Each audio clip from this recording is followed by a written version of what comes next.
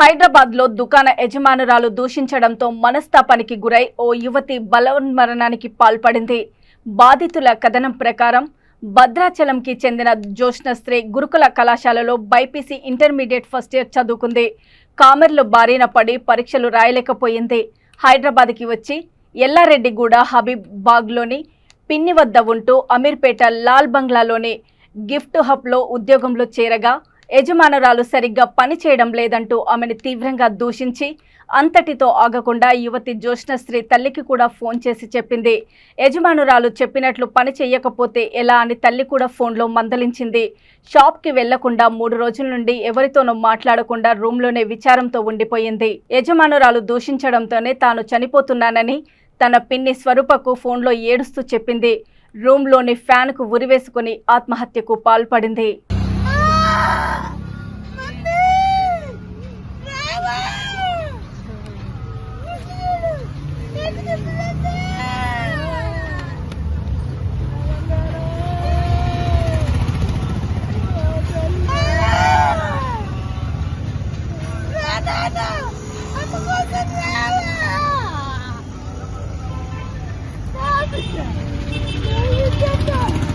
ఏమైందమ్మా? అసలు ఏమైంది చెప్పు. అసలు ఏమైంది? అసలు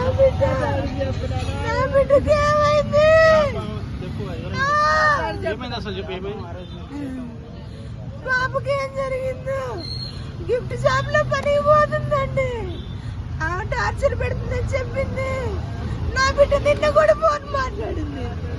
అమ్మా నా బిడ్డ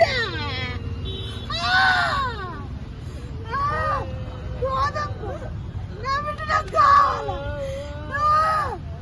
బాగా మర్యాద పెట్టుకుందాక అన్నం కూడా తిన్నాక ఆ షాప్ లో తిట్టిందనట. నాకు చెప్పింది, అమ్మా నువ్వు చదువుకుందురా నన్ను టార్చర్ పోలీసులు ఏమన్నారు? ఇప్పుడు పట్టించుకోవట్లేదు. ఏమంటున్నారు వాళ్ళు?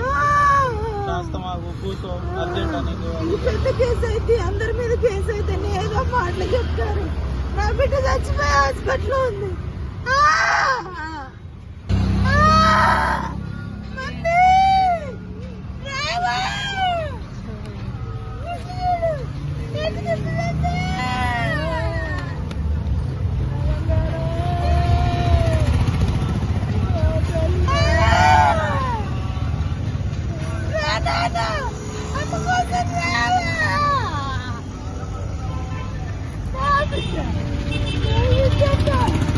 ఏమైందమ్మా? అసలు ఏమైంది చెప్పు. అసలు ఏమైంది? అసలు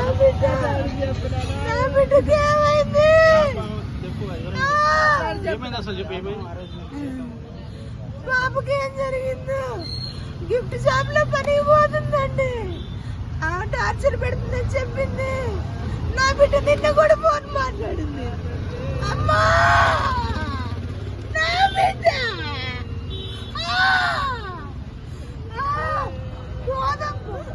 నా బిడ్డ నాకు కావాలి. బాగా మర్యాద పెట్టుకుందాక అన్నం కూడా తిన్నాక ఆ షాప్ లో తిట్టిందనట. నాకు చెప్పింది, అమ్మా నువ్వు చదువుకుందురా నన్ను టార్చర్ పోలీసులు ఏమన్నారు? ఇప్పుడు పట్టించుకోవట్లేదు. ఏమంటున్నారు వాళ్ళు? కూర్చో అర్జెంట్ అని పెద్ద కేసు అయితే అందరి మీద కేసు అయితే ఏదో మాటలు చెప్తారు. నా బిడ్డ చచ్చిపోయి హాస్పిటల్ ఉంది.